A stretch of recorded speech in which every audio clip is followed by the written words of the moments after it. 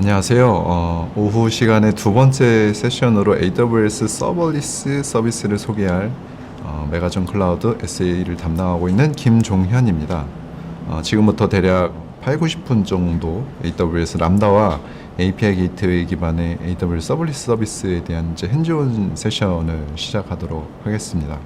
네, 먼저 서버리스에 대한 소개를 간략하게 진행을 하고요. 많이 사용하시는 사례에 대한 내용으로 소개를 드리고 그 다음에 이제 간략한 핸즈온을 세션을 시작을 하는 걸로 하겠습니다. 네, 지금 보시는 화면의 분은 AWS의 CEO이신 앤디 제시라는 분이고요. 이분이 2017년 AWS의 큰 행사 중에 하나인 리인벤트 발표 때 만약 아마존닷컴을 오늘부터 시작한다면 서버리스로 시작할 거라고 발표를 하셨었어요. 그만큼 이제 AWS에서는 가장 중요한 서비스 중에 하나로 인식을 하고 있고요. 관련된 AWS에서도 이제 서버리스 관련된 서비스들을 굉장히 많이 제공을 하고 있는데 좀 이따가 설명을 드리도록 하겠습니다. 먼저 서버리스란 일반적으로 서버가 없다 뭐 이런 의미일 텐데 실제로는 고객 여러분들께서 직접 서버를 관리하실 필요 없이 아마존에서 직접 모든 것을 다 통제를 하고 운영을 해준다라는 의미라고 이해를 하시면 될 것 같고요. 그거에 맞춰서 유연하게 확장이 가능하도록 기능을 제공할 수 있습니다. 사용한 만큼만 지불을 하기 때문에 적게 쓴 만큼만 비용을 지불할 수 있게 되고요. 그리고 보안적인 측면에서도 굉장히 고민하고 고가용성으로 서버를 운영할 수 있게끔 기능을 제공하고 있습니다. 운영 측면에서의 서버리스를 쭉 이제 나타낸 화면인데요. 크게 이제 5가지 분야로 나눠서 설명을 드릴 수가 있는데 왼쪽 측면에서는 이제 주로 이제 IDC로 대변되는 온프레미스 환경에서에 대한 서비스들을 보실 수 있고 오른쪽에서는 AWS가 갖고 있는 서버리스들에 대한 서비스들을 나열한 부분입니다. 그래서 왼쪽에서는 이제 직접 모든 것들을 다 관리를 하고 처리를 해야 되는 부분이라면 그거하고 동일한 기능을 갖고 있는 서비스들은 이제 우측으로 계속 이동을 하다 보면 AWS에서 궁극적으로는 서버리스 관련된 제품 서비스로 관련된 기능들을 제공한다라고 이해를 하시면 될 것 같습니다. 그러면 이제 AWS 서버리스에서의 이제 어떤 서비스들이 있는지 알아보면 좋을 것 같은데요. 이전 세션에서 이제 EC2에 대한 설명을 좀 자세하게 해주셨는데 EC2는 일종의 가상 서버입니다. 그래서 어떤 서버든 설치를 해서 내가 원하는 프로그램이라든지 애플리케이션을 개발한 애플리케이션들을 구축을 해서 운영을 할 수가 있는데 이런 부분들은 이제 직접 고객분들이 모두 다 관리를 하셔야 되는 부분입니다.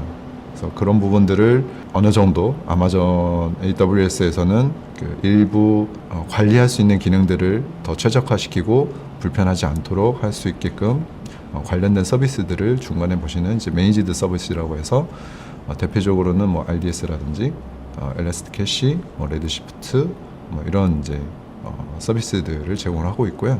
맨 우측에서는 아마존 AWS가 제공하고 있는 서버리스 서비스들에 대한 목록입니다. 굉장히 많이 있는 것처럼 보이실 텐데 오늘은 이 중에서 4가지 기능을 간략하게 확인을 해보고 람다와 API 게이트 중심으로 핸즈온 세션을 진행을 하도록 하겠습니다. 먼저 AWS 람다에 대해서 설명을 드리면 화면에서 보시듯이 직접 서버를 준비하거나 관리하지 않고도 코드를 실행할 수 있게 해주는 클라우드 컴퓨팅 서비스입니다. 이 말은 서버가 어디에 있거나 어디에 있는지도 뭐 알 필요 없이 여러분들이 이제 개발에만 집중해서 관리를 할 수 있게끔 해주는 서비스고요. 이벤트 처리 방식의 컴퓨팅 서비스라고 되어 있는데 어떤 이벤트가 발생을 하면 람다에 적재되어 있는 코드가 실행이 된다라고 이해를 하시면 될 것 같습니다. 그리고 높은 확장성 및 빠른 서비스 연동을 가능하게 해주고요. 소스 코드 실행 시 이제 100ms 단위로 과금이 이루어지게 되어 있습니다. 그래서 빨리 실행이 되면 될수록 조금 더 적은 돈으로 서비스를 이용을 할 수가 있겠죠. 그 다음으로는 이제 람다에 대한 기본적인 흐름을 이제 보실 수 있는 화면이고요.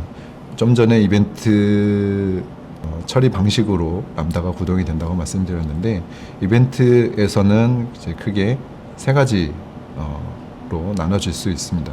그래서 데이터 상태 변화와 그리고 이제 직접 호출을 하는 경우, 그리고 어떤 특정 자원 상태가 이제 변화되는 거에 따라서 람다를 실행을 할 수 있게 되고요.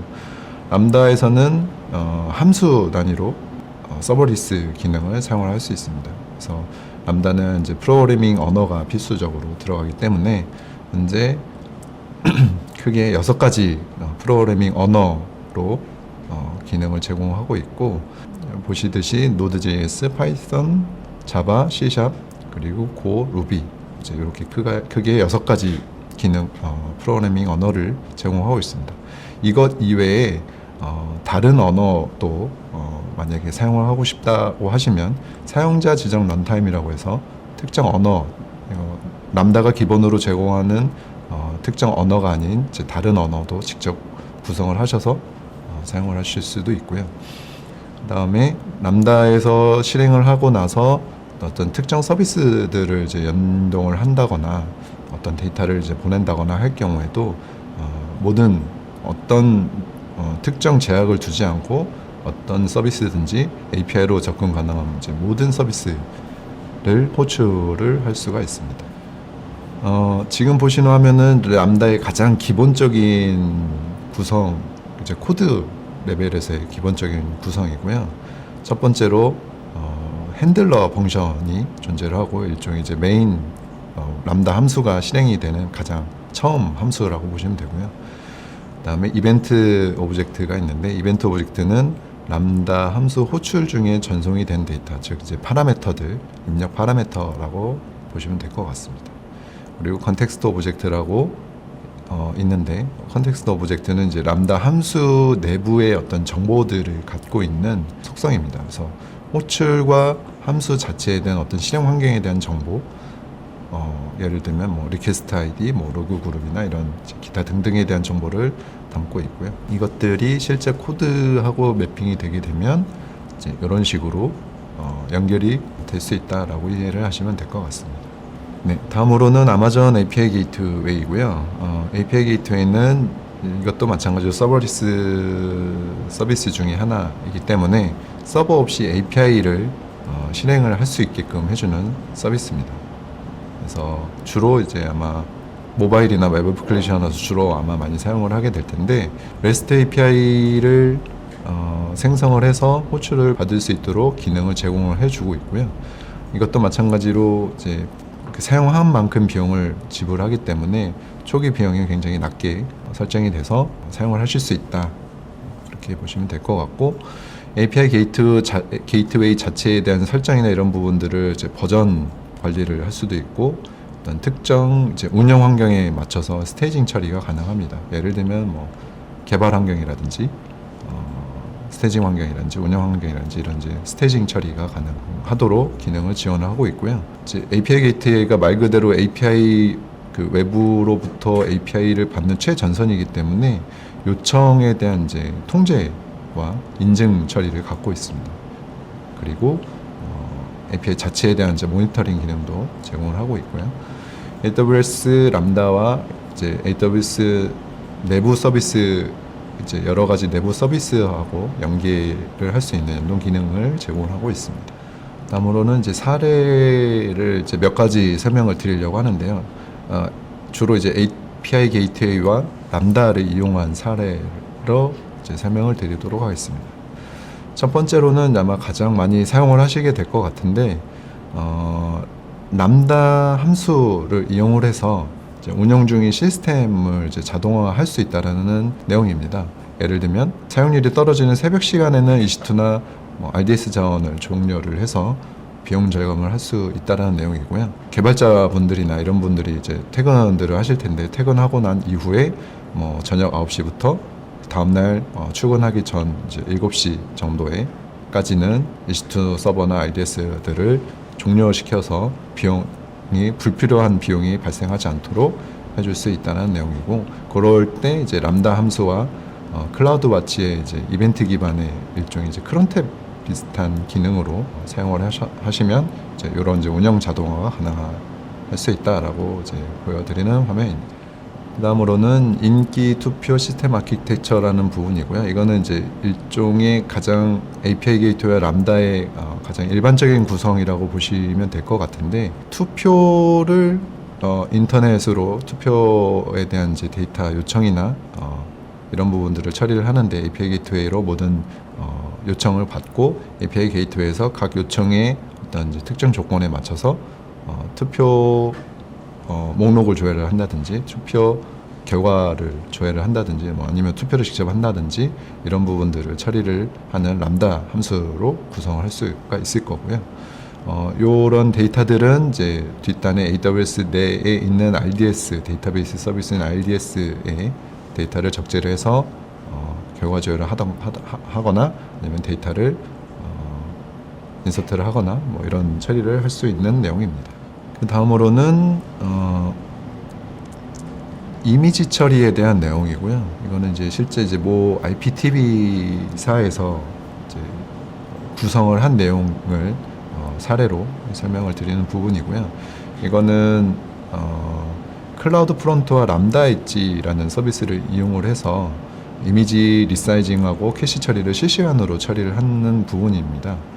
그래서 지금 보시는 이제 IDC 내에 있는 특정 이제 이미지 서버에서 데이터를 이미지 파일을 업로드를 S3 쪽으로 업로드를 하게 되면 업로드가 된 데이터가 람다 함수를 통해서 클라우드 프론트에 자동으로 캐시 처리가 되게끔 되어 있고요. 필요할 경우에 이제 사용자는 어떤 이 부분이 일종의 이제 포스터 이미지나 이런 부분들 화면상에 TV상에 보여지는 포스터나 이런 작은 이미지로 처리를 해야 되는 경우가 있는데 그럴 경우에 클라우드 프론트를 통해서 이미지 요청을 받으면 람다 엣지를 이용을 해서 실시간으로 이미지 리사이즈 처리를 하고 클라우드 프론트의 캐시 처리로 바로 적용할 수 있도록 시스템이 구성이 되어 있습니다.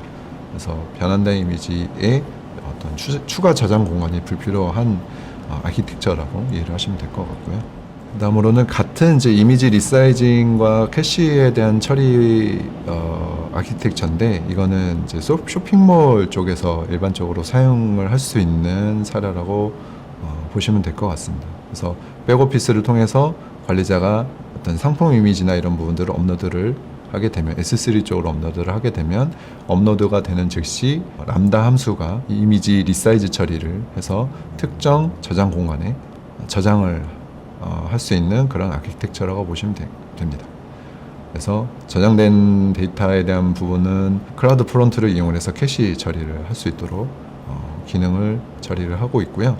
만약에 리사이즈 처리를 하다가 오류가 발생한다거나 그럴 경우에는 클라우드 와치의 알람 기능을 이용을 해서 별도 이메일 이제 노티피케이션을 받을 수 있도록 그래서 처리가 안 된 이미지에서 다시 한번 어떤 처리를 할 수 있는 이제 보안적인 측면으로 아키텍처가 구성이 되어 있습니다.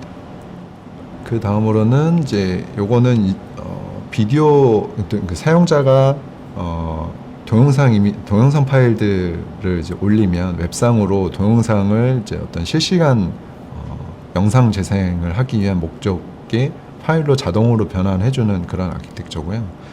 이것도 마찬가지로 백오피스 내에서 어떤 동영상 파일이 S3 쪽으로 업로드가 되게 되면 AWS 람다 함수가 그 업로드된 파일에 대한 이벤트를 받도록 되어 있습니다. 그래서 특정 위치에 어떤 파일이 업로드가 됐다라는 이벤트를 람다 함수가 받게 되고 그 람다 함수에서는 다시 동영상 변환 처리를 하는 AWS의 미디어 컨버트 서비스를 이용을 해서 동영상 변환 작업을 수행을 요청하게 됩니다. 그래서 실제 동영상 변환 처리는 미디어 컨버트가 요청 처리를 해서 변환된 파일들을 S3에 이제 퍼블릭 미디어 S3라는 별도 이제 공간으로 저장을 시켜줄 수 있도록 하는 부분이고요. 이곳에 저장이 되어 있는 파일들은 다시 이제 클라우드 프론트를 통해서 일반 사용자들에게 영상 재생이나 이런 부분 쪽으로 활용할 수 있도록 구성된 아키텍처라고 이해를 하시면 될 것 같습니다.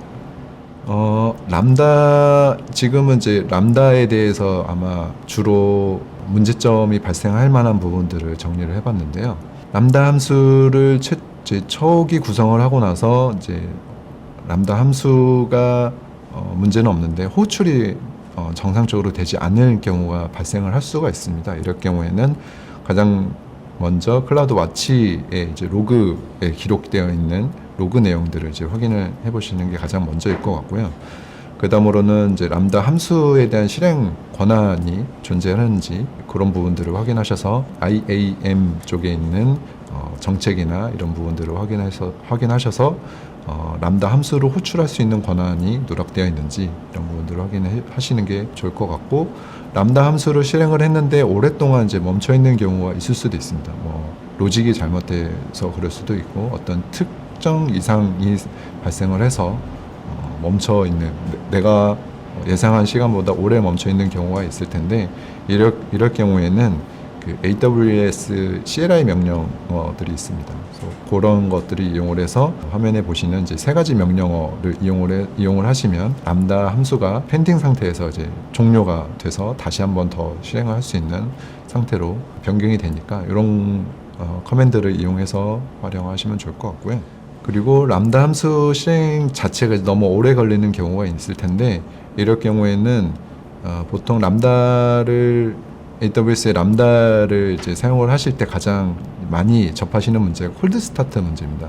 이 람다 함수도 일종의 프로그램, 람다는 내부적으로는 일종의 그 컨테이너 기반으로 람다 함수들이 실행이 되기 때문에 그런 문제를 해결을 하시려면 그 람다 함수 설정 화면에 보시면 프로비저닝된 동시성 구성이라는 옵션 항목이 있습니다. 이런 부분들을 적용을 하셔서 실행이 중간중간 오래 걸리거나 이런 부분들을 해결을 하실 수가 있을 것 같고요. 그리고 코드 자체가 어떤 이제 비효율적으로 작성이 되어 있을 수도 있을 것인데 그럴 경우에는 이제 퍼포먼스 튜닝이라든지 이런 부분들을 확인을 하시면 좋을 것 같고, 그리고 람다 함수에 대한 이제 그 메모리 설정을 할 수가 있습니다. 이 메모리를 초기 메모리는 128메가부터 최대 편의상 3기가까지 확장하실 수가 있는데 람다 함수를 실행을 하고 실제로 이제 서비스를 하다 보면 람다 함수 자체가 너무 이제 느려서 오래 걸리는 경우가 발생을 할 수가 있을 겁니다.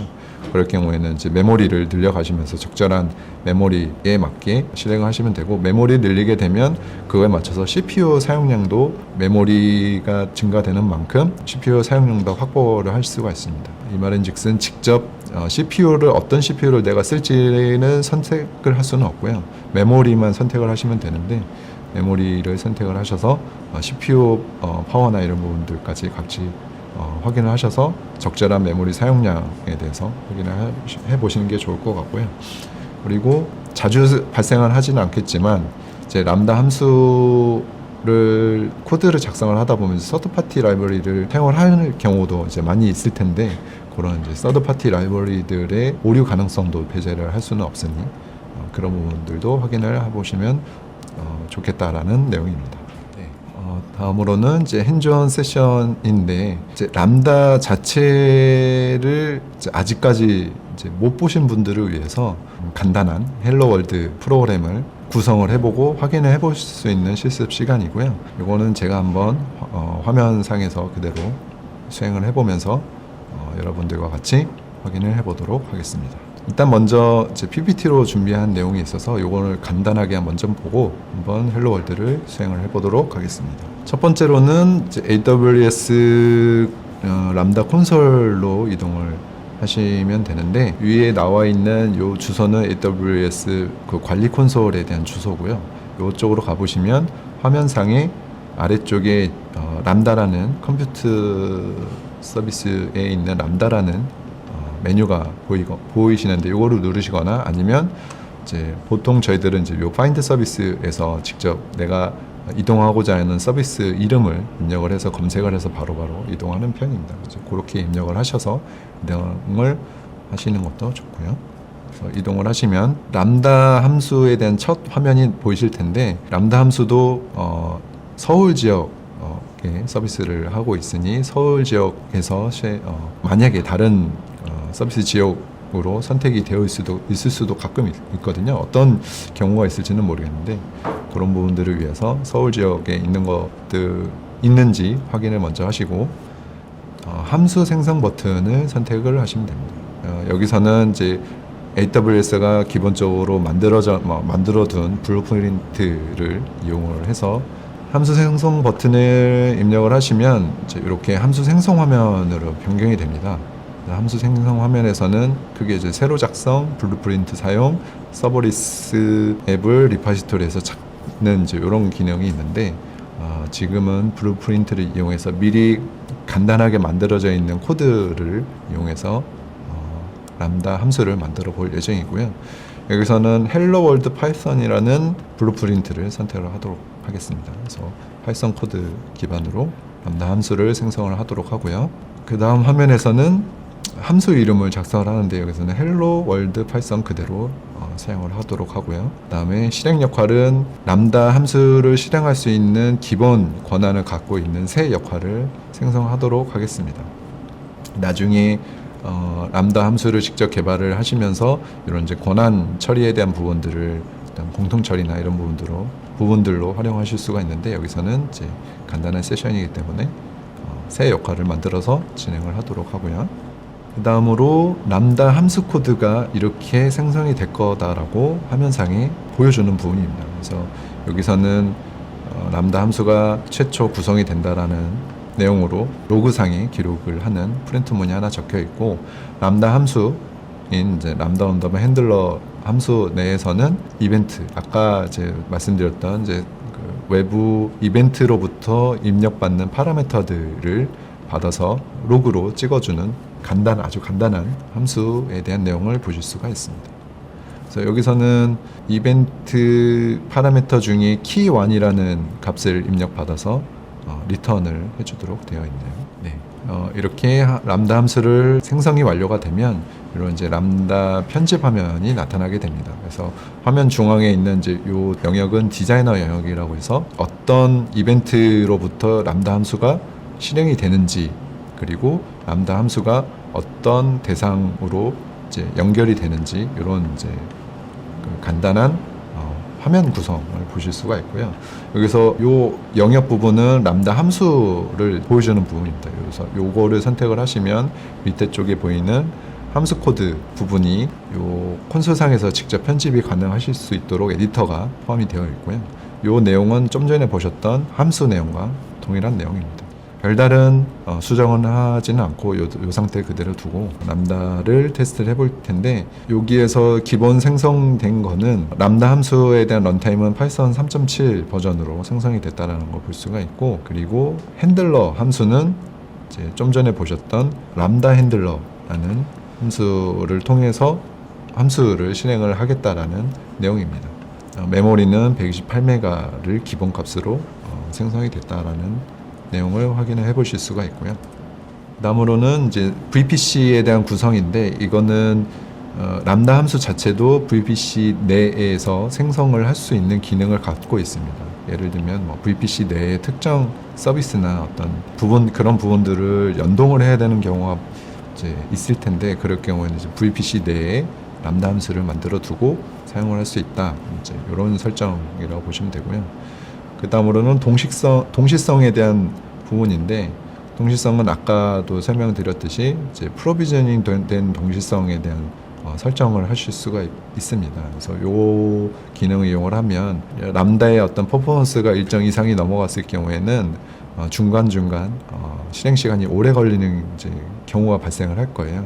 그거는 이제 여기 화면상에 잘 보이실지는 모르겠는데, 예약되지 않은 계정 동시성이라고 해서 람다 함수가 최대 동시에 실행될 수 있는 개수라고 보시면 될 것 같고요. 일반적인 개발상에서 봤을 때는 이제 스레드와 동일한 개념이라고 보시면 될 것 같습니다.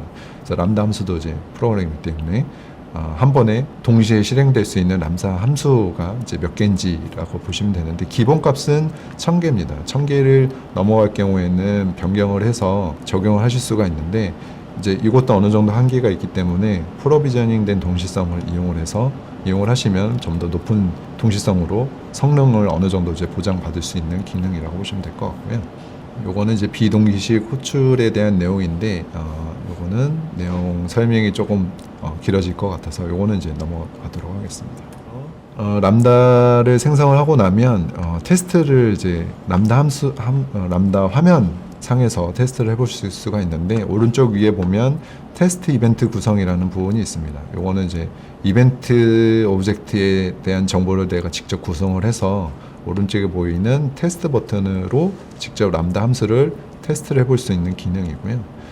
테스트 이벤트 구성 메뉴를 선택을 하시면 이런 이제 팝업 창이 하나 뜨일 텐데, 여기서 원하는 거를 선택을 하시거나 아니면 AWS에서 미리 준비한 이제 몇 가지 템플릿을 이용을 하시면 손쉽게 테스트 이벤트를 만드실 수가 있습니다. 여기서는 헬로 월드라는 이벤트 템플릿이 기본적으로 제공하기 때문에 그거를 이용을 했고요. 이벤트 이름은 헬로 월드 이벤트라고 그냥 입력을 했습니다. 그리고 헬로 월드 이벤트 템플릿을 선택을 하시면 이런 식으로 입력 값이 미리 채워져서 key 1, 2, 3와 value 1, 2, 3라고 아마 이제 기본적으로 생성이 될 텐데, 그거를 이제 테스트를 하기 위해서 key 1에 있는 값만 value 1에서 헬로 월드로 바꿔서 생성 버튼을 클릭을 해서 테스트 이벤트를 생성을 할 거고요. 테스트 이벤트가 생성이 완료가 되면 이제 테스트 버튼을 눌러서 테스트 결과를 바로 확인을 해 보실 수가 있습니다.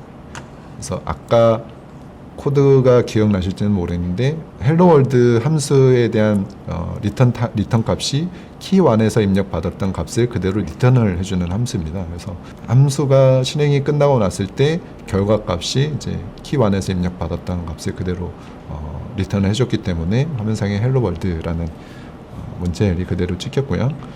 그리고 람다 함수가 얼마 정도의 소요 시간이 걸렸는지를 확인해 볼 수 있는 요약 화면 구성이 있습니다. 그래서 람다 함수가 얼마 정도 걸렸는지는 여기서는 이제 기간이라고 표시가 되는데 1.76ms가 소요가 됐다고 되어 있고요. 람다 함수는 과금 단위가 100ms 단위이기 때문에 총 과금된 청구 기간은 100ms로 잡혔습니다. 그리고 이 람다 함수의 구성이 아까 이제 128메가로 구성을 해놨다고 했는데, 실제 사용한 메모리는 최대 사용한 메모리는 48메가로 기록이 됐네요. 그리고 프린트문이나 이런 이제 그 콘솔상으로 프로그래밍 기준에서의 콘솔상으로 어떤 문자열을 찍게 되면 로그 출력이라고 해서 로그가 출력된 거를 확인해 볼 수가 있는데, 이거는 실제로는 클라우드 와치의 로그 그룹 내에 남겨지는 그런 내용을 테스트 이벤트에서는 직접 확인을 해볼 수 있도록 기능을 제공해 줍니다. 그래서 이렇게 확인을 해 보실 수가 있고요. 람다 함수를 만약에 뭐 작성을 했다가 불필요해서 삭제를 해야 될 경우가 생긴다라고 하면 이런 이제 함수 삭제 메뉴를 이용을 해서 삭제를 직접 하실 수도 있다라는 내용을 설명을 하고 있습니다. 네, 여기까지 설명을 드렸고요. 제가 헬로 월드를 직접 핸즈온으로 직접 화면상에서 구성을 해가면서 설명을 드리려고 했는데 시간이 좀 약간 짧아질 것 같아서 헬로 월드에 대한 거는 요 PPT 화면으로 대체를 하도록 하고요. 그 다음으로 이제 투두 앱을 간단하게 만들어서 직접 서버리스 아키텍처로 투두 앱을 웹 앱을 만들어서 어떤 식으로 구성할 수 있는지 핸즈온 시간을 갖도록 하겠습니다. 투두 앱은 이제 이렇게 보여지는 화면에 대한 내용이고요. 간단하게 어떤 내용 할 일을 할 내용을 적고 그 할 일에 대해서 완료를 했는지 체크를 할 수 있는 기능을 갖고 있습니다. 그래서 요거는 자바스크립트 프레임워크 중에 Vue.js 쪽에서 제공하는 예제를 가져와서 서버 쪽 코드에 대한 부분만 변경해서 여러분들이 이제 기능 확인을 하실 수 있을 정도로 일부 수정이 된 화면이고요. 아키텍처로 보면 이제 이렇게 크게 두 가지 영역으로 나눠지는데 위쪽에 보여지는 이제 S3 부분은 스태틱 웹사이트를 이제 호스팅할 수 있는 기능을 S3가 제공하고 있습니다. 그래서 S3를 이용을 해서 별도 웹서버를 직접 만들 필요 없이 S3 쪽에 파일을 저장을 시키고 S3의 설정을 변경을 하면 웹서버와 동일한 기능을 구성을 할 수가 있는데, 그런 기능을 이용을 해서 웹서버 역할을 담당하도록 할 거고요. 이 안에는 파일이 이제 HTML 파일 하나, 그리고 이제 서버 쪽 처리를 하기 위한, 서버 화면 처리를 하기 위한 자바스크립트 파일 하나, 이렇게 두 가지를 업로드를 해서 사용을 할 예정입니다. 그리고 밑에 쪽은 이제 백엔드 서버 쪽에 대한 부분인데, 이거는 크게 이제 기능을 갖고 있는 거는 이제 네 가지 기능을 갖고 있습니다. 그래서 패치, 업데이트, 애드, 리무브에 대한 내용이고요. 이게 투두를 목록을 조회를 하거나 투두 데이터를 이제 갱신을 하거나 완료 처리를 했을 경우에도 이제 갱신으로 들어갈 테죠. 완료 갱신을 하거나 새로운 투두 할 일을 추가를 하거나, 또는 이제 투두 자체를 아예 삭제를 시키거나 하는 기능으로 이제 네 가지 기능을 생성을 할 텐데, 이 네 가지 기능에 맞게 API 게이트에서도 동일하게 네 가지 기능에 맞게 API 게이트웨이 구성을 할 예정이고요. 마찬가지로 람다에서도 이런 이제 네 가지 기능 처리를 담당할 람다 함수를 생성을 할 예정입니다. 이 API 게이트웨이와 람다를 통해서 이벤트 데이터를 받은 데이터를, 투두 데이터를 다이나모DB, NoSQL 데이터베이스인 이제 다이나모DB에 적재를 시켜서 관리를 할 수 있도록, 데이터를 관리를 할 수 있도록 할 예정이고요. 핸즈온 랩을 위해서 이제 URL로 직접 접속을 해보시면 핸즈온 랩을 진행을 하실 수 있도록 제가 가이드 문서를 작성을 해놨습니다. 접속을 이제 해보시면 지금 보시는, 잘 안 보이실 것 같네요. 이제 핸즈온 랩 가이드를 작성을 해놨고요. 핸즈온을 그대로 따라 하시면 이런 이제 간단한 웹 어플리케이션을 구성을 하실 수 있는 화면을 하실 수 있고요. 이 실습이 원래는 이제 여러분들이 직접 수행을 하실 수 있도록 기획을 했었는데, 이제 강의 형태가 온라인으로 이제 변경이 되면서 일단은 제가 먼저 진행을 하는 걸로 설명을 드리도록 하겠습니다. 이 실습은 이제 101과 201 레벨 정도의 레벨로 기획을 했기 때문에 대단한 기능을 갖고 있지는 않고요. 요 네 가지 서비스, 서버리스 서비스에 대한 이제 기본적인 기능을 확인하기 위한 목적으로 이제 작성이 되어 있으니까 요 내용 참고하셔서 보시면 좋으실 것 같습니다. 실습 비용은 S3에 좀 전에도 설명드렸듯이 정적 웹사이트 호스팅 기능을 구성하실 수 있는 기능을 하실 수 있도록 작성이 되어 있고, API 게이트웨이에 대해서도 이제 기본적인 기능과 AWS 람다와 이제 어떤 식으로 통합할 수 있는지에 대한 내용을 내용이 들어 있습니다. 그리고 다이나모DB 서비스를 이용을 해서 NoSQL 서비스에 대한 가장 기본적인 기능 위주로 확인하실 수 있도록 내용이 작성되어 있습니다. 저희가 예정되어 있는 시간이 이제 약 30분 정도밖에 안 남아서 전체 내용을 다 그대로 하기는 좀 힘들 것 같고, 한두 개의 기능 정도, 한두 개 아까 설명드렸던 네 가지 기능, 패치, 애드, 업데이트, 리무브, 이 네 가지 기능 중에 패치와 애드에 대한 기능만 일단 먼저 구성을 해보고, 나머지에 대한 기능은 이제 여러분들이 직접 다음에 직접 수행을 해보셔서 기능 확인을 해보시는 시간으로 진행을 하도록 하겠습니다. 네, 아키텍처는 좀 전에 설명드렸던 내용 그 내용이고요.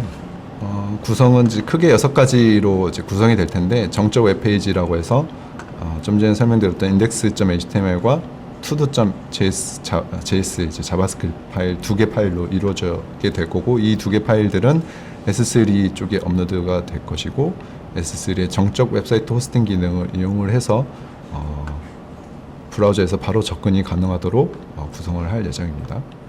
그리고 패치 투두 API를 이제 등록을 할 텐데, 그리고 패치 투두 API, add 투두 API, update 투두 API, remove 투두 API, 요거 네 가지 이제 API를 API 게이트웨이에 등록을 하고, 요거과 1대1로 매칭이 되는 람다 함수를 등록을 이제 할 텐데, 여기서는 좀 전에 방금 말씀드렸듯이 패치와 add에 대한 두 가지 기능에 대해서만 진행을 해보도록 하겠습니다. 그리고 맨 마지막으로 데이터를 이제 보관하기 위한 목적으로 DynamoDB에 to도라는 테이블을 만들어서 사용을 합니다. 실습은 이제 요 콘솔 화면에서 진행을 하게 되고요. 창을 하나 더 띄워서 진행을 하도록 하겠습니다. 실습을 진행을 하실 때는 루트 사용자 계정으로 접속을 하시기보다는 IAM 쪽의 계정을 생성을 하셔서 진행을 하시는 것을 추천해 드립니다.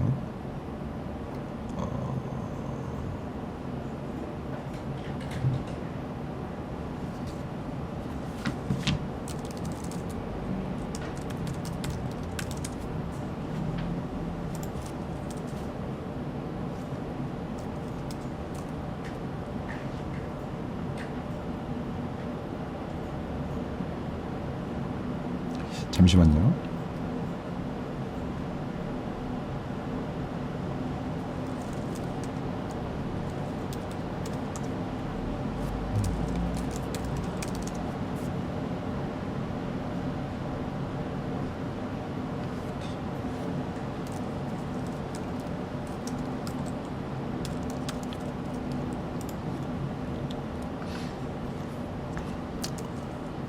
네, 람다 콘솔로 접속을 해보겠습니다.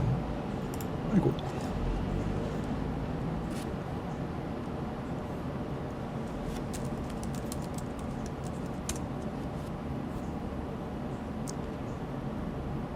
네, 저는 이미 함수들을 이제 만들어놔서 생성이 되어 있는데요. 새롭게 다른 이름으로, 저는 이제 다른 이름으로 진행을 해보겠습니다. 맨 처음에는 이제 데이터를 저장할 테이블을 이제 먼저 만들도록 해보죠.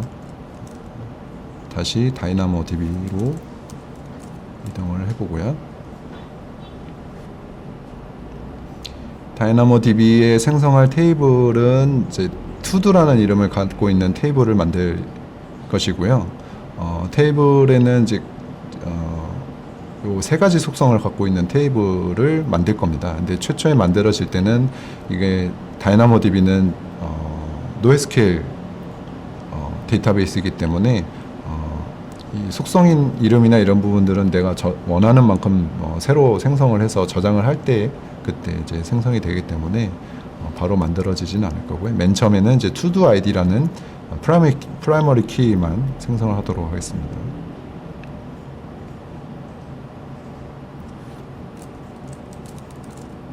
저는 이미 한번 만들어져서 제가 다른 이름으로 만들도록 할게요. 그래서 다른 기능은 기본 설정 그대로 두고요. to-do2와 to-do_id라는 프라이머리 키를 갖고 있는 테이블을 만들 텐데 데이터 속성 유형은 번호, 넘버 데이터를 갖도록 변경을 합니다. 그래서 생성을 하면 이렇게 테이블이 만들어질 거고요. 테이블이 만들어지게 되면 여기서 보시듯이 좀 전에 선택했던 테이블과 프라이머리 키 하나만 보이는 부분을 보이는 것을 확인을 하실 수가 있고요. 여기서는 이제 그 데이터를 담기 위한 기본적인 테이블이 준비가 됐기 때문에 다음으로는 람다로 넘어가도록 해보겠습니다.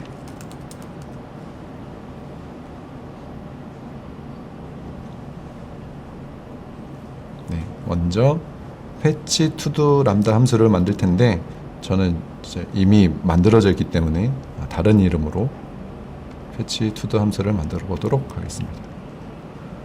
그래서 함수 생성을 선택을 하시고 세로 작성을 선택이 아마 이제 기본으로 되어 있으실 거고요.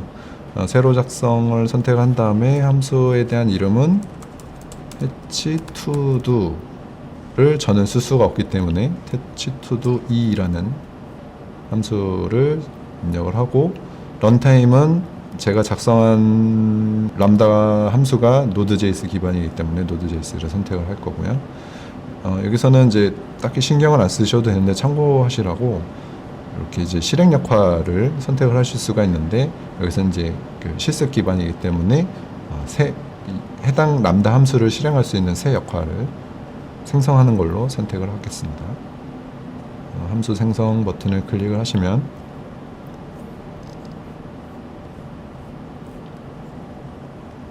이제 왼쪽에 보여지는 화면과 동일한 함수가 생성이 돼서 화면이 전환이 될 거고요. 네, 람다 함수가 만들어지면 이제 좀 전에 설명드렸던 것처럼 왼쪽 위에는 그 람다 함수를 디자인할 수 있는 디자이너, 일종의 이제 이벤트 처리 흐름을 이제 확인하실 수 있는 화면이고요. 그 다음으로 함수 코드를 직접 입력해서 편집하실 수 있는 편집기 화면이 영역이 노출이 되게 됩니다. 여기서 제가 미리 제공한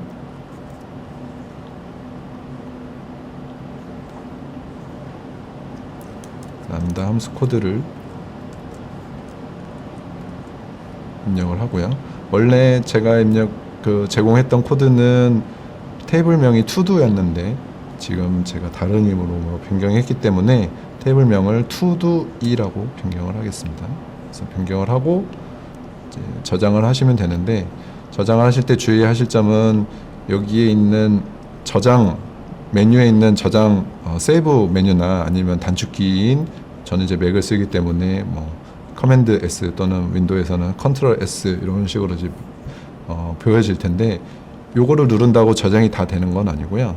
실제 람다 함수는 오른쪽 위에 보이시는 요 저장 버튼을 선택을 하셔야지만 람다 함수가 실행할 수 있는 준비를 갖추도록 되어 있습니다. 그래서 반드시 이런 부분들을 유념하셔서 저장 버튼을 눌러주시고, 저장 버튼이 눌려지면 이제 람다 함수에 대한 기본적인 구성이 끝나도록 되어 있고요.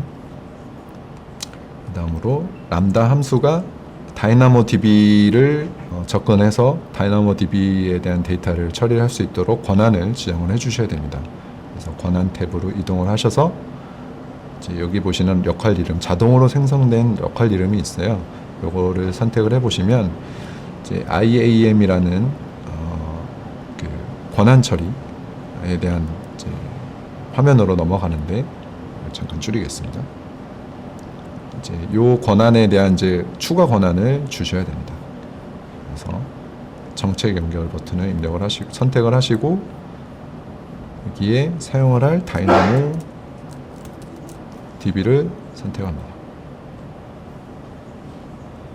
정책 연결 버튼을 선택을 하시면 이렇게 이제 추가된 거를 확인해 보실 수가 있고요.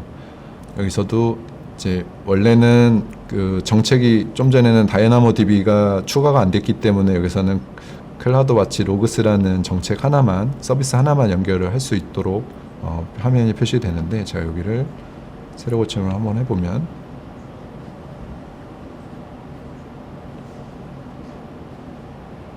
네, 좀 이제 많이 추가가 됐죠.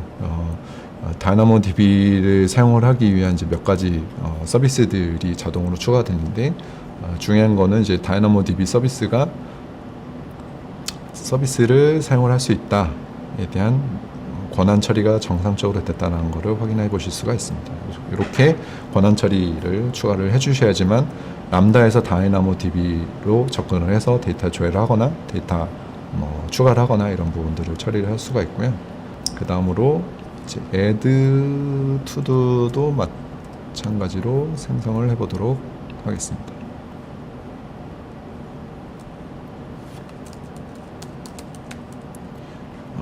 add to도도 저는 이미 만들어져 있기 때문에 to라는 이름으로 생성을 해보도록 할 거고요. 나머지 내용은 패치 to도랑 내용은 동일합니다. 그래서 별다르게 선택을 하지는 않고 바로 함수 생성을 눌러서 함수 코드만 변경을 하도록 하겠습니다.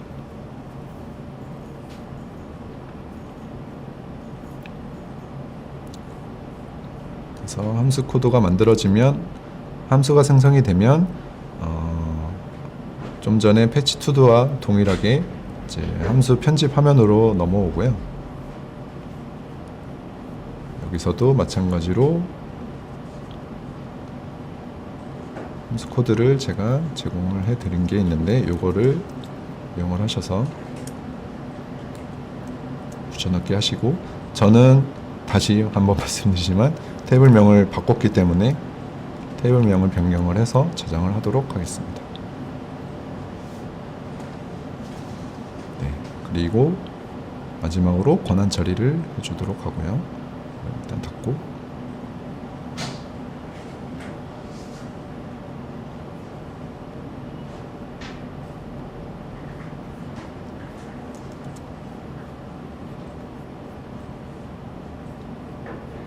여기서도 마찬가지로 다이나모DB 접근이 필요하기 때문에 다이나모DB 접근을 하기 위한 권한을 선택을 합니다. 제가 한 가지 빼놓고 말씀 안 드린 게 있는데, 지금 제가 예제에서 사용했던 요 다이나모DB의 요 권한은 DB를 전체 관리를 할 수 있는 권한입니다. 일종의 이제 보안적인 문제가 발생할 수가 있기 때문에 사용을 하시는 람다 기능에 해당되는 것만 나중에는 이제 별도로 편집을 해서 사용을 하실 수가 있을 텐데요. 그런 식으로 선택을 하셔서 사용을 하시는 걸로 추천을 해드리고, 저는 이미 이제 예제 구성으로 가장 간단한 기능 위주로 설명을 드리기 때문에 전체 권한을 선택을 하도록 하겠습니다. 네, 추가된 거를 확인할 수가 있고, 다시 새로 고침을 해보면 여기서도 다이나모DB가 선택을 할 수가 있고, 다이나모DB에 대한 이제 전체 권한을 사용할 수 있도록 권한 처리가 된 것을 확인할 수가 있습니다. 네. 그래서 쭉 진행을 하면 되고, 여기서도 이제 도전 과제라고 해서 여러분들이 직접 해보실 수 있도록 제가 함수 코드만 넣어놨습니다. 그래서 과정은 간단하니까 직접 한 번씩들 쭉 해보시길 바라고요. 네, 그 다음으로는 API 게이트웨이를 생성을 하는 과정으로 넘어가겠습니다. API 게이트웨이는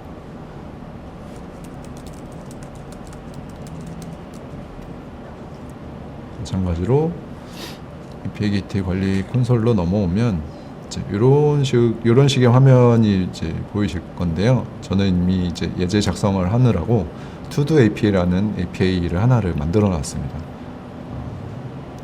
아무것도 없는 API를 아무것도 만들지 않으신 분들이라고 하면 이제 요 화면상에 보여지는 이런 화면이 보여지실 텐데, 저처럼 하나라도 만들어져 있다면 이런 이제 그 API 목록이 나타나도록 될 겁니다. 그래서 아무것도 없으시면 화면상에 있는 이제 요 HTTP API나 뭐 REST API 중에 이제 구축 버튼을 클릭을 하시거나, 저처럼 이제 하나라도 목록이 있으면 API 생성 버튼을 선택을 하셔서 API를 만드시면 됩니다. 네, API를 하나를 만들어 볼게요. API는 지금은 이제 API 유형이 여러 가지 선택을 하실 수가 있는데, 총 4가지를 선택하실 수가 있는데, 현재는 HTTP API를 이용을 하도록 하고요. 이것도 이제 그 REST API 기반 처리를 할 수 있는 API 유형입니다. 그래서 이거를 선택을 하고, API 생성할 때는 API 이름을 다시 To-Do API2라고 입력을 하도록 하겠습니다.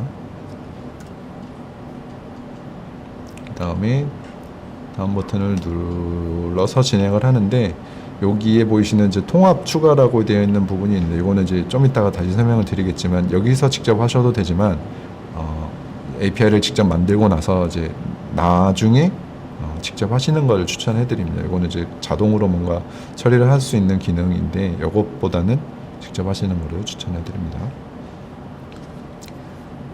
그래서 경로 구성 화면이 넘어오는데, 이거는 좀 전에 API 생성 화면에서 통합 구성을 하시게 되면 경로를 선택을 하고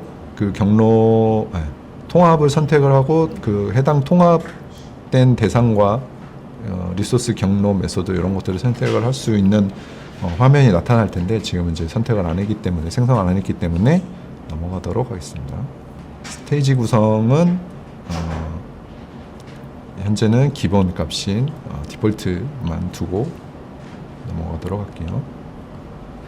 그래서 내가 현재까지 선택했던 내용들을 한번 리뷰를 하고 검토를 하고 생성을 해줍니다. API가 하나 만들어졌고요. API가 만들어지게 되면 이거를 이제 그 람다 함수랑 연결을 시켜줘야지만 API가 이제 만들어진 API에 대한 이제 본연의 역할을 담당을 할 수가 있습니다. 그래서 API를 람다 함수랑 연결을 시켜줄 텐데 API가 만들어지고 난 이후에 이제 왼쪽 설명에도 이제 적었듯이 경로와 통합이라는 메뉴를 통해서 구성을 해주셔야 됩니다. 이 경로는 영어로는 원래 라우트라는 영문명으로 표시가 되는데 한글명으로는 경로라고 되어 있어서 좀 약간 헷갈릴 수가 있지만 이거는 이제 그 특정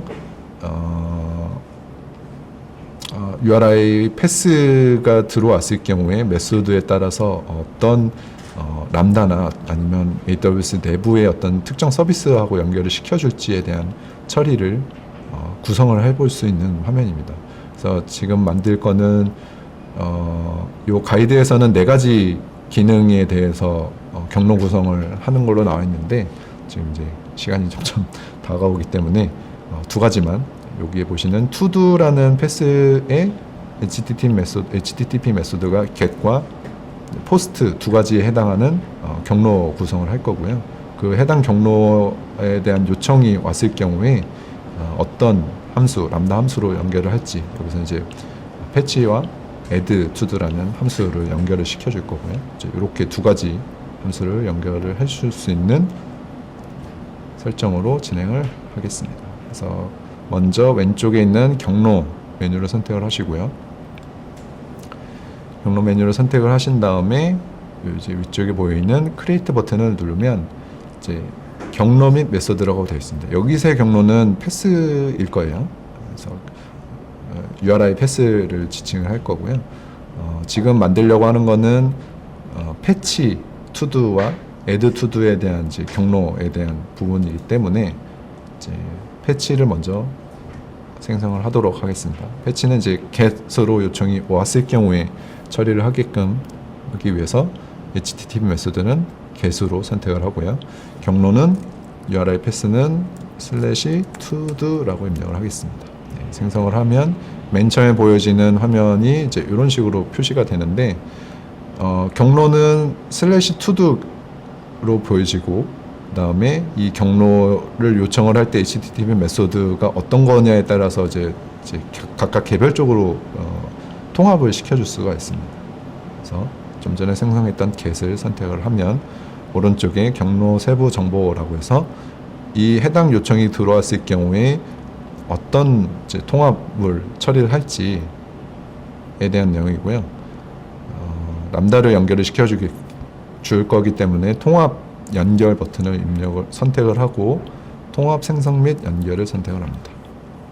이제 해당 경로 아까 좀 전에 만들었던 경로와를 이제 람다 함수로 연결을 시켜주기 때문에 통합 대상은 람다 함수를 선택을 하고요.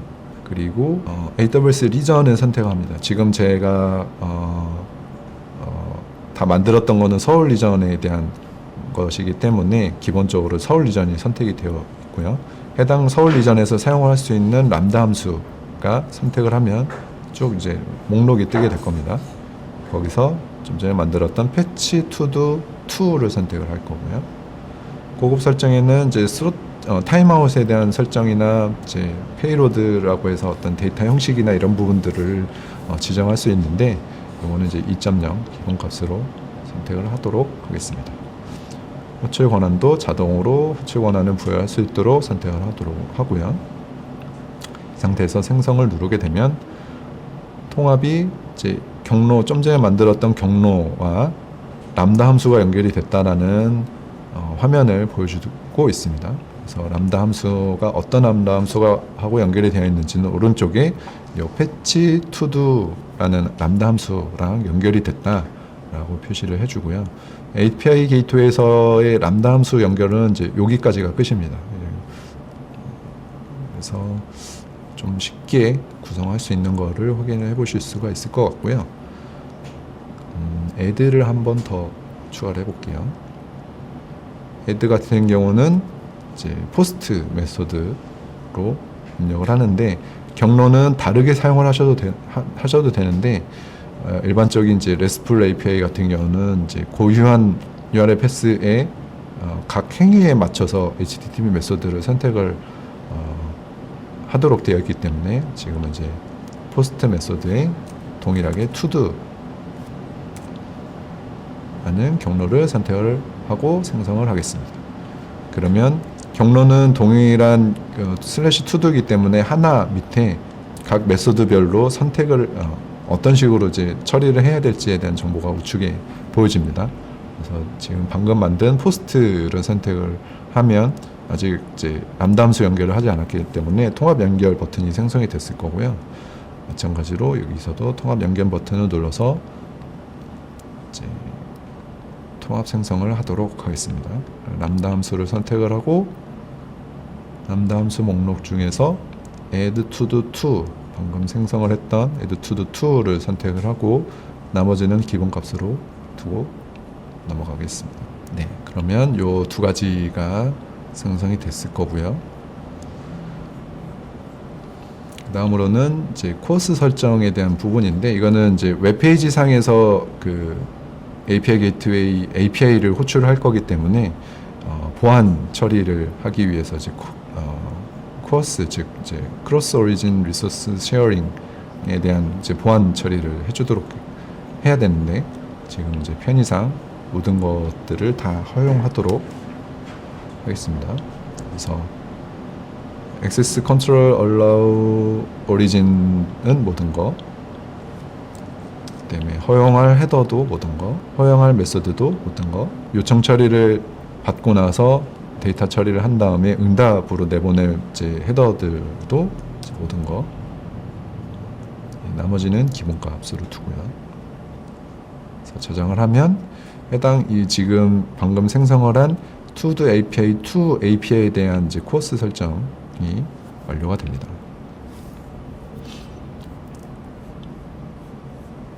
네, 지금 여기까지 진행이 됐고요. API 테스트는 시간 관계상 넘어가고 바로 S3 쪽 구성을 해보도록 하겠습니다. 코스 설정이 좀 오래 걸리네요. 네, 완료가 됐고요. S3에서는 이제 S3 버킷을 생성을 할 것이고, S3 버킷을 생성이 되면 이제 정적 웹사이트 호스팅 기능을 이제 활성화를 시켜줄 겁니다.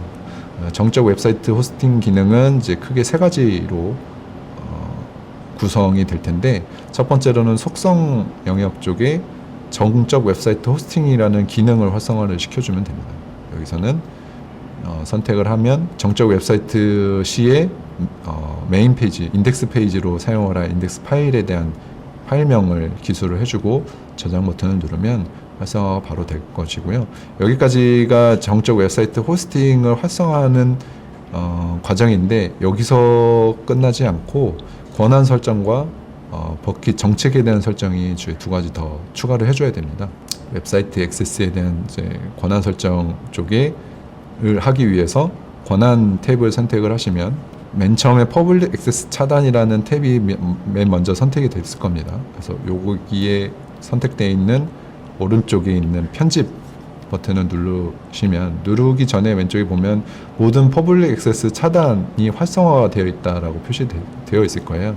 외부 접속을 다 막겠다라는 의미인데, 요거를 다 해제를 시켜주고 저장을 누르게 되면 이런 식으로 퍼블릭 액세스 설정이 모두 다 비활성화, 액세스 차단 설정이 다 모두 다 비활성화 됩니다. 여기까지가 이제 두 번째 단계를 설정해 주신 거고요.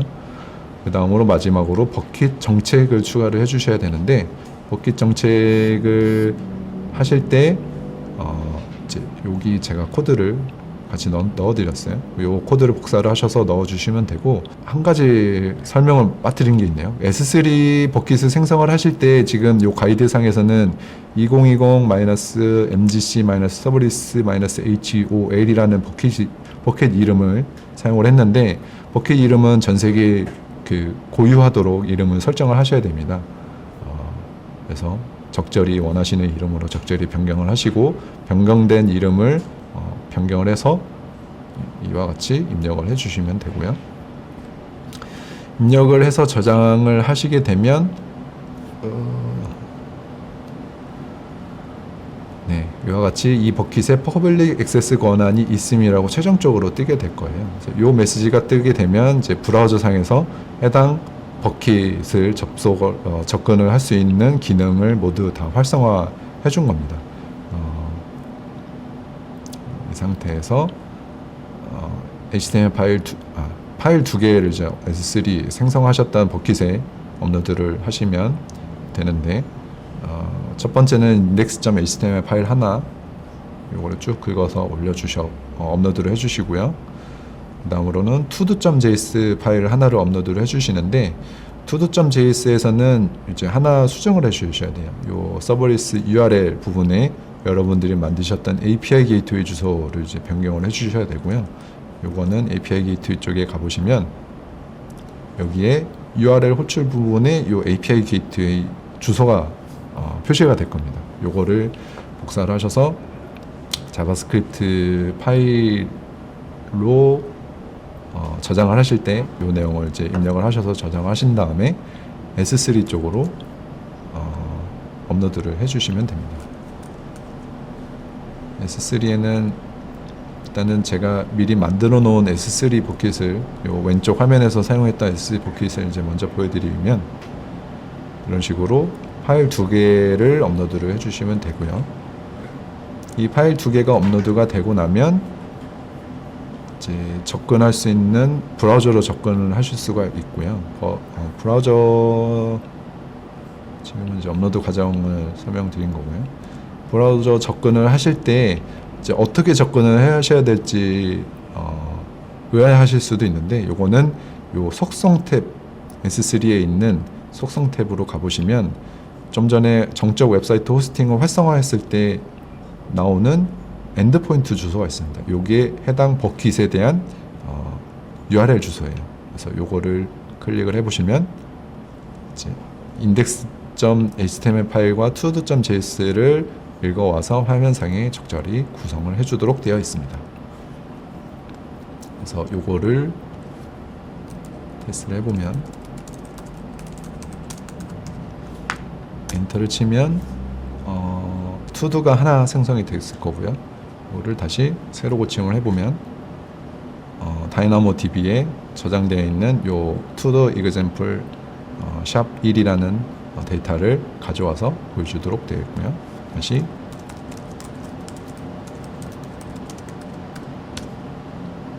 이렇게 입력을 하면 이제 투도 데이터를 쭉쭉 생성을 하실 수가 있습니다. 그래서 뭐 변경을 하시고 싶으시면 해당 투도를 더블 탭 하시면 이제 편집할 수 있는 화면으로 넘어가고요. 그래서 엔터를 치면 바로 데이터로 저장이 될 거고요. 왼쪽에 화면상에 잘 보일지는 모르겠는데 완료 버튼이 있습니다. 이 완료 버튼을 선택을 하면 이제 완료됐다 표시가 될 거고요. 이 상태에서 X로 누르면 데이터도 삭제 처리를 할 수 있도록 구성이 되어 있습니다. 저는 지금 이미 이제 예제를 만들면서 API 게이트웨이 4가지 기능을 다 적용했기 때문에 모든 기능들이 다 동작하도록 되어 있는데, 여러분들이 이제 제가 설명을 드리지 않은 나머지 2개의 기능을 직접 한번 해보시면서 다 완료를 하시고 나서 웹사이트에서 직접 기능 수행을 해보시고 이 지금 AWS에서 제공하고 있는 서버리스 제품에 대한 가장 기본적인 기능 구축을 이제 어떤 식으로 진행하는지 이해를 하실 수 있을 것 같습니다. 그래서 핸즈온 세션은 여기까지 마치도록 하겠습니다. 참고로 잊지 마시고 리소스 모든 실습을 마치셨으면 리소스 삭제를 생성하셨던 리소스는 반드시 삭제를 하셔서 불필요한 지출이 발생하지 않도록 해주시는 게 좋을 것 같고요. 다음으로 이제 설문조사 부분이 있는데 여기로 접속을 해보시면 제가 진행했던 세션에 대한 이제 설문조사 간단한 두세 가지 정도만 질문을 받는 링크로 접속을 하실 수 있습니다. 접속들을 해주셔서 간단한 설문조사를 맞춰주셨으면 감사하겠고요. 이상으로 AWS 서버리스 서비스 관련된 세션을 마치도록 하겠고요. 경청해 주셔서 감사합니다. 다음 세션은 AWS 컨테이너 서비스인 ECS를 통한 이제 핸즈온 교육입니다. 이상으로 마치도록 하겠습니다.